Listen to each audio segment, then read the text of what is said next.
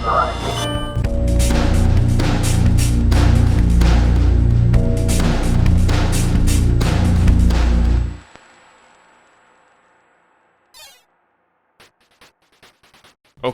what? Okay, are we just gonna pretend that this is normal then?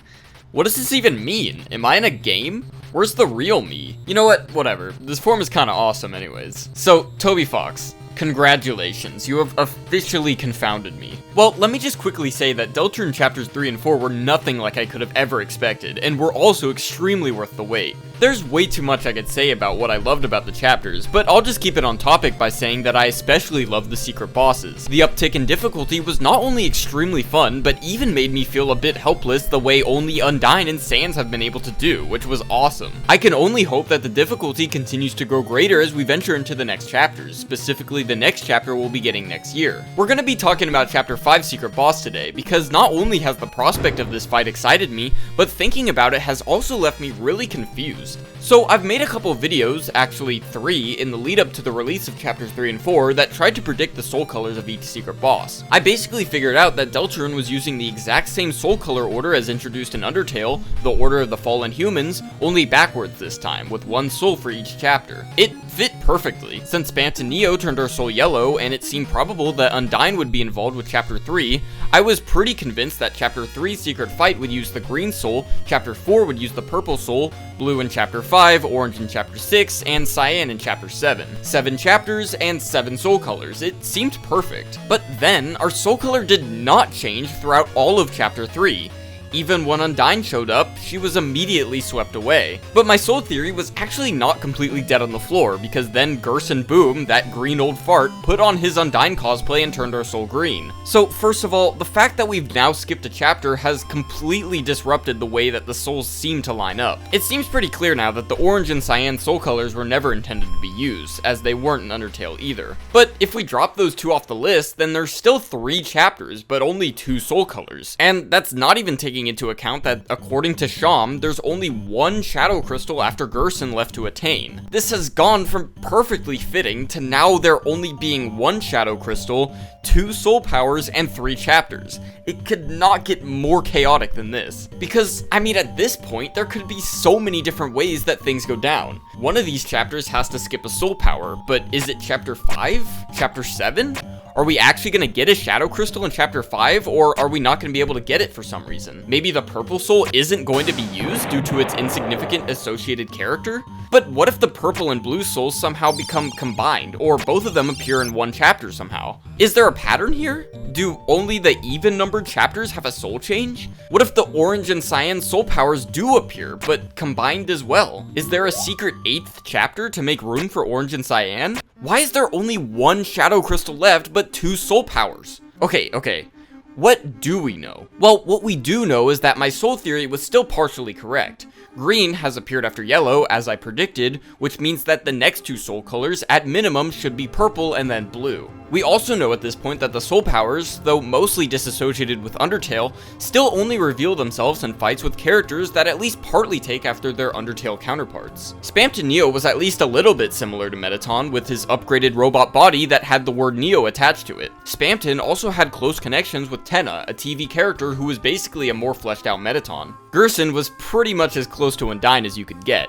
Similar armor, hair, music, and power. In Undertale, Gerson was also situated in the same area as Undyne, Waterfall. So, taking this to our next soul color, what do we know about the Purple Soul's Undertale character? It's Muffet the Spider, a Kickstarter character who, unlike Mettaton and Undyne, wasn't very important in Undertale, and isn't even present within Deltarune's Lightner population, even though Mettaton, Undyne, and even the Blue Souls holders, Sans and Papyrus, are. The only, and I mean the only nod to Muffet in all of Deltarune is this secret armor piece you can get in Chapter 4 by depositing over 9,999 Dark Dollars into the pool. It's called the Gold Widow, and its special ability is that it decreases money earned from battles because it steals from you, just like the money-hungry Muffet. It is interesting that this armor piece exists, but it's the fact that Muffet herself doesn't exist in Deltarune's world, at least as far as we can tell, that is very notably different from the yellow, green, and blue soul colors, whose Undertale characters all exist in Deltarune. And what about the Blue Soul? Well, we know from Undertale that this soul is associated with Papyrus and Sans the Skeletons. Of course, both of these characters are present in Deltarune's world, and what's also interesting is that Sans is starting to become a real part of the plot. While Gerson is giving us a brief summary of the Lord of the Hammer, he reveals that the 5th chapter was called The Field of Pink and Gold. And to summarize what happens in that chapter, we're given the words, "The vast garden is charred with an inferno of jealousy." In chapter 4, we learn that dark worlds take form based on the intentions and memories of the person that created them. This, along with Asgore's extremely suspicious monologue in chapter 4, and his mention in Deltarune's prophecy, seems to suggest that not only is a dark world going to exist within Asgore's flower shop, but that Asgore himself is going to create it, and consequently will be ranked with Asgore's flaming jealousy for Sans' pursuit for his ex-wife Toriel. So given this, even if Sans himself isn't present within chapter 5's Dark World, the manifestation of Asgore's jealousy over the skeleton might result in the blue soul showing itself in a secret boss, who might even resemble Sans in some twisted way. If the purple soul is skipped due to Muffet's absence, then it would also line up with the fact that there's only one more shadow crystal left to attain. This seems like a pretty sound answer, but let's explore some other options, because it's also a bit of a hasty solution to cover up this sudden disorder as well. Even though Muffet doesn't exist in Deltarune, that of course doesn't mean that Toby Fox couldn't just reimagine the purple soul with an entirely different character. There's also all the chance that chapter 6's Dark World ends up being inside of Sans' house, which would be a much better place for a blue soul than the Flower King. But what about the fact that there's only one more Shadow Crystal? Well, maybe we aren't able to get a Shadow Crystal in chapter 5's Dark World for some reason. Maybe the secret boss runs away with it before we defeat them, or maybe they won't actually have one. Or maybe the item that Sham creates with our 5 Shadow Crystals is something that prepares us for a blue soul fight in chapter 6. I think these are all reasonable assumptions. The third possibility I could see happening is created when I look at it like this. Chapter 1's Jevil used the red soul, and Spamtonio was yellow. Then, the Roaring Knight was red, and Gerson was green, which means that by purely following the pattern created in these first 4 chapters, then Chapter 5's secret fight might just be red again. This honestly could make perfect sense. This is the Asgore Dark World after all, and the Asgore boss fight in Undertale was one of the only ones that didn't change our soul a different color. Of course, there are 100 different theories that you could create with 1 Shadow Crystal, 2 soul powers, and 3 chapters.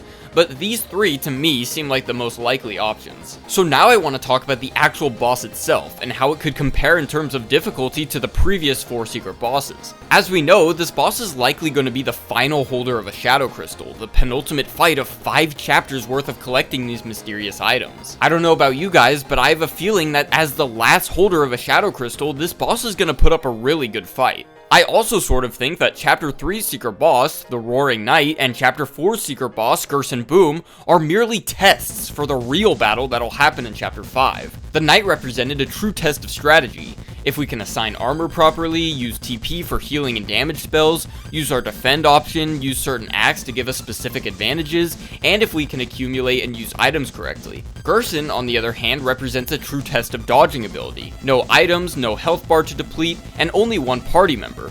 Just dodge as well as you can and you'll win. It's making sure you can actually kill a difficult boss without a ridiculous amount of healing items and a reliance on the team.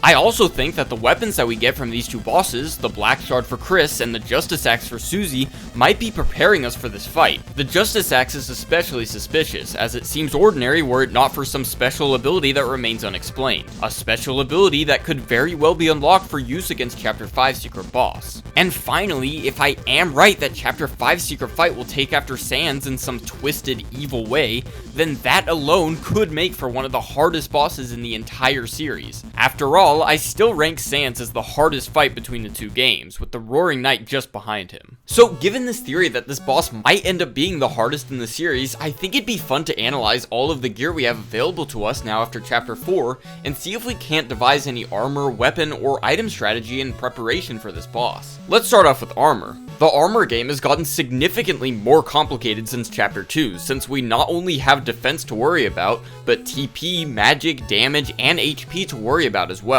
We can go for a tank build with the 5 and 4 defense giving armors, the Dealmaker, Gold Widow, Shadow Mantle, Tenetai, Wafer Guard, and the Princess Ribbon. We also have to keep in mind when prioritizing defense that Chris, Susie, and Rouse all have different max HP, with Rouse being the squishiest and Susie being the tankiest. To add to our survivability, we can also try and make Rouse's heal prayer as powerful as possible with the highest magic giving armors in the game, the Dealmaker, Mystic Band, and Jevil's Tail. Also, the Knight has taught us that even in a quote-unquote pacifist run, attack power cannot be forgotten as there's going to be bosses that we cannot spare. So if we want to try and make the party do as much damage as possible, then there's the Power Band, Spike Band, Devil's Tail, Princess Ribbon, Gold Widow, and as many frayed bow ties as you want. And it's also very important to remember that Susie's Rude Buster damage not only scales with her attack power, but her magic as well. But of course, we can't even use Heal Prayer or Rude Buster without TP, a resource that is even being limited in some of Chapter 4's fights. To create a setup that favors Tension Point collection, we can use the 2 Twin Ribbons, the Tension Bow, and the Lodestones. Finally, there's the elemental defense that comes with some armor. The Deal Maker, Frayed Bow Ties, and the Mannequin all give defense against puppet and cat attacks, which you never know might be needed again. And of course, any Dark or Star wielding enemies should meet the Shadow Mantle, which gives a crazy 60% damage reduction. You could definitely create some pretty beastly setups with all of these options, whether it's more safe with defense and heal prayer, or more offensive with damage and TP collection. Weapons are a bit less complicated, but there are definitely still a few options for each character. Chris can use the Black Shard for its incredible damage and darkness slaying capabilities, but if we're more feeling the tanky build, we can sacrifice all the damage for the 1 defense given by the Jingle Blade. Susie can of course use the Justice Axe for its raw power and its mysterious special ability, but the Absorb Axe has its little vampire effect, and the Devil's Knife, while lacking in damage, ups magic by 4 and reduces the cost of Rude Buster by 10, which is still not bad. Rousey's weapon can be chosen depending on if we want damage, his heal prayer, or even more defense. Puppet Scarf, Fiber Scarf, and Scarf Mark are the respective options for these, and Ragger 2 is actually a good middle ground between damage and heal prayer. Then, of course, there's the items. Here's a list of the top 15 healing items in the game. One of the most important ones are the Scarlixirs, which are not only easy to get, but are the best single-person healing item in the game. The team heal items are also extremely useful, but also pretty rare. You can get 2 executive buffets, 2 club sandwiches, and the top or spin cake is something that you'd have to carry throughout all 4 chapters, but all of these are really good if you can keep them. The tension items have also proven to be pretty useful. We have no idea, of course, but if Chapter 5's secret boss ends up being one of the ones that limits the amount of TP we can earn, then Tension Max and the 2 tension gems are definitely good to have. And of course, we can't talk about healing items without mentioning revivements, which the Knight has taught us are the best healing item in the game by far. If you're pretty thorough while playing through Deltarune and also manage to not use too many of them in a secret boss fight or wherever else, you'll be left with around 8 or 9 of them. But Chapter 4 actually introduces something a little broken.